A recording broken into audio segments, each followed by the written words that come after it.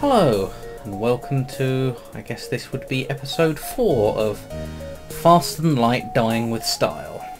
We'll be continuing with a nice hull warning there, but at least we have a decent sized crew and a ship that doesn't look like it's going to explode instantly.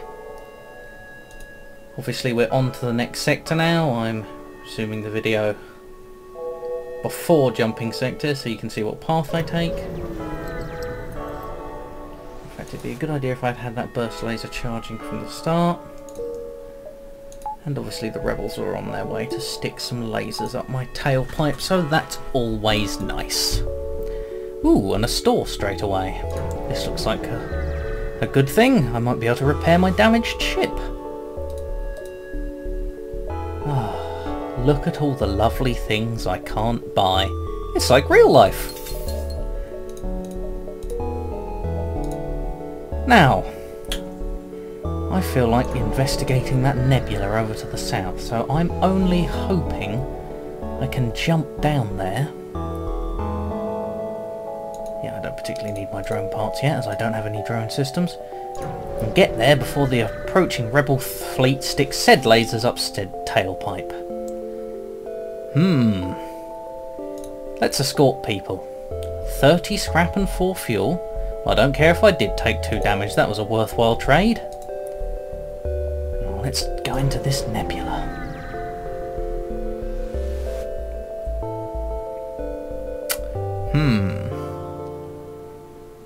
Oh, I think we're going to attack things. That seems reasonable, this run. We're going to fire all lasers in all directions. Because how else can you do things? It makes a massive difference having that second bubble of shields. Burst laser's no more effective than what it was last time, but that just seems to be a fault of never finding I can never seem to find weapons in this game, at least not when I want to. Obviously you saw me find weapons just 3 seconds ago when I couldn't afford them. Ooh, that was a lot of scrap. We're doing well now. And thankfully, as we're in a nebula, the approaching fleet is approaching a lot slow. Dear. Oh dear, a point in the nebula where I have no energy. Oh, this is not going to be fun. Thankfully, my little green friend over here is powering up my shields. So I at least have one little bubble of them. Now I'm going to have to depower one of my engines just so my ship has oxygen. Because I don't know if you've heard, but I think people need that to breathe. If my last episode is any indication, yes. Yes, they do.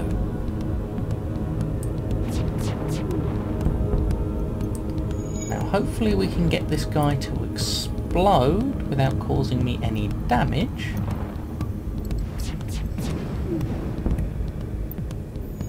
Because that would be lovely.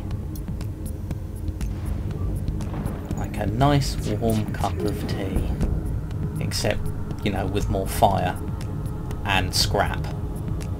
That sounds like a horrible cup of tea.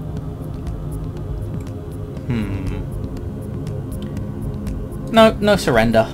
It's not that I want more out of you, it's just that I want to see you explode, as aforementioned.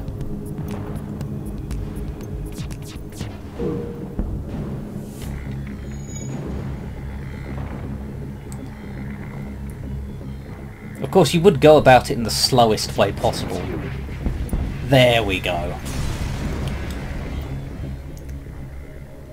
Well, I think that was slightly more scrap. I think that was more everything all round. Well, the same, but slightly more scrap, so... Good job I blew them up like a heartless, despicable human being. Oh, that doesn't actually sound so good when I say it out loud. Oh well, may as well save up this scrap in case there's any good store nearby, because I do need that other weapon I was talking about. Well, I have plenty of party members, so let's investigate. Wonderful. Because I could actually spare one of these guys, except him. Marcus. I don't want him to die, so now that I've pointed that out, watch him die within this episode. Ooh, Slaver Scum. let's try attacking them. Oh, it's another of these ships with the bloody cutter weapons. Now what I'm hoping is, if I attack this guy, I can cap out my crew. I think my crew might already be capped out, but I can always dismiss someone like Brian, who, no offence to Brian, is just skillless and bland, boring human. I'd much rather one of the slugmen or a mantis or something. Something useful in combat. I've got my Rockman, well, Emma here, who's going to be lovely as a meat shield, but I don't actually have anyone on my crew that does damage if we get raided. So if I accept the offer of another crew member, I will get an NG, who does less damage than any other... I swear the game can hear me. Well, I do have my microphone on and I am recording, but... Right, well, I'm going to stick him on the bridge, in case that gets knocked out so he can repair it up quickly. But that looks like every room has a couple of people in it, so that's pretty much all I need on crew members, really. I suppose I should start heading toward the exit of the zone. Yeah, sell off all those. Because to be honest, 3 missiles will probably be enough to get me out of most sticky situations, and I could probably use the upgrade. Now what do I put it in? Because at this point I could afford another shield bar, so let's go.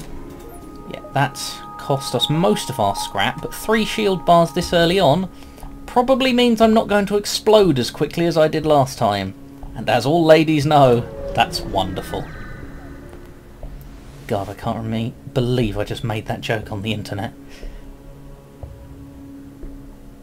Leave your Flame War comments in the comment section down below. Where else would you leave them? My email box? Do that too, I don't mind. Oh, that's asking for trouble. Yeah, we've asked for trouble already, may as well get into the thick of it. Well, it doesn't actually matter where I attack, because this drone can about knock out 1 section of shields at a time, and this weapon can knock out about none. So my tri-layered shields, I could probably sit here all day. Now, if you ever encounter a situation like this, and you're on a playthrough, and you feel like either your helmsman or your shield, whatever the guy's name is, need a bit more experience, you can quite literally sit here and just soak up damage and they will improve their skills recharging your shield, because, well, they're, you know, the shield's being taken down and recharged, but there is no way that that thing is getting through 3 bubbles to get to your ship's hull. I mean, I saw it got through 2. I mean, it did pretty well doing that, but it keeps missing most of the time. I tell you what, just as a test, tempting fate, let's take my evade chance down to 0 and see how many bubbles of my shield this little drone can take down.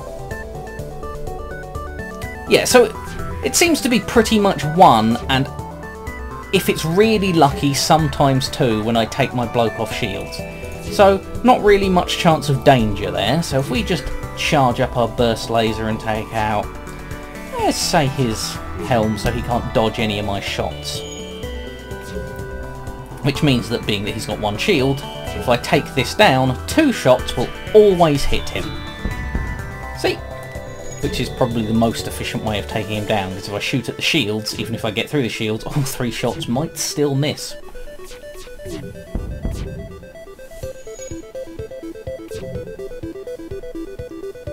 I really should have something prepared to say at these points of the video, other than just following the drone around with my eyes, wishing I was that exciting, floating about in space shooting lasers out of my face.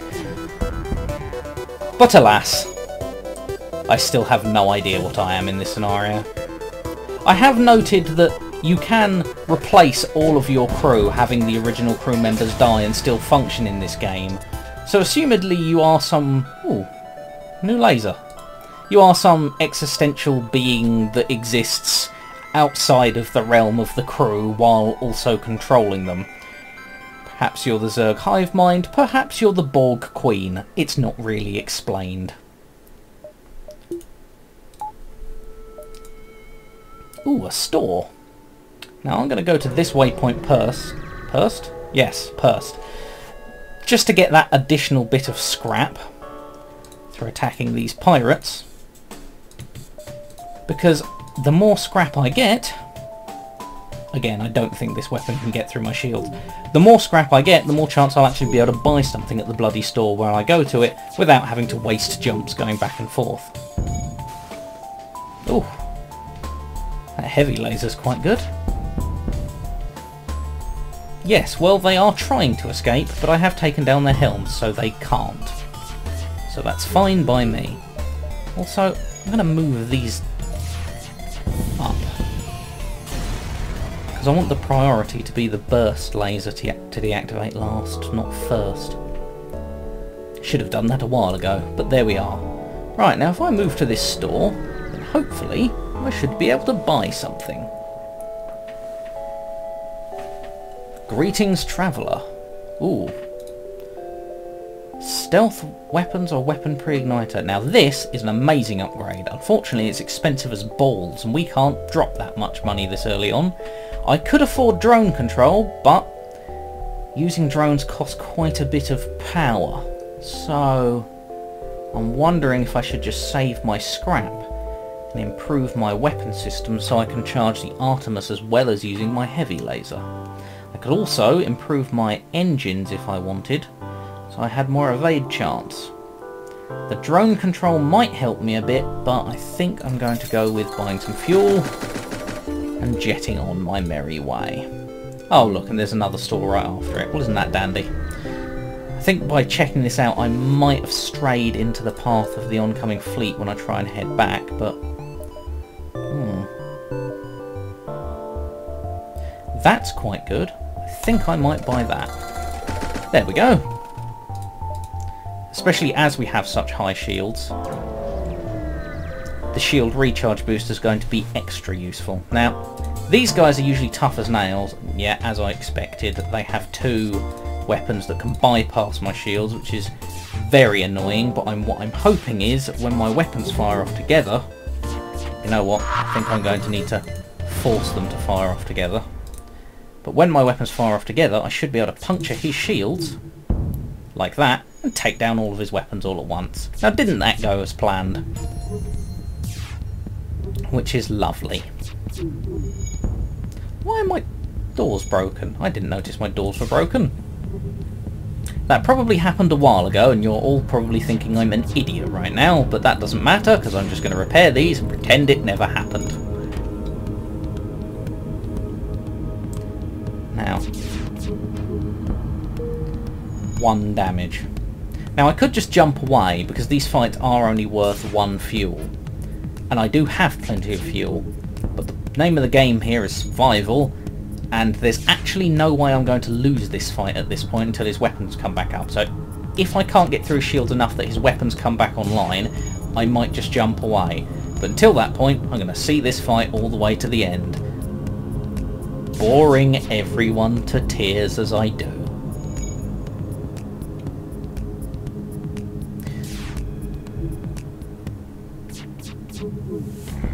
Well, at the very least, by dragging out fights like this, I say dragging out, obviously there is a reason I'm going for this, I will be improving. Every time they miss, that improves my engine skill.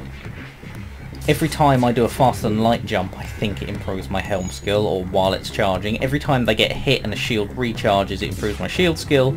And obviously every time I fire, it improves my weapon skill, which is why that's improved the most. Now if I lose these crew members, I do have a backup, but I'm pretty much set back too far to really recoup by the end of the game at this point. I probably could, if I found a couple of sectors to do that thing I was talking about where I just wait and soak up fire, but I really don't want to do that. This is dying with style, not sitting there and abusing the game. It's not technically abuse, but, you know, it's not sportsmanlike. I am here to die, after all, for your amusement. Goodness, this fight is dragging on. Just as I mentioned that the fight was dragging on, he explodes. Well, the game just seems to be out to spite me today, so I will see you on the next episode of Dying with Style.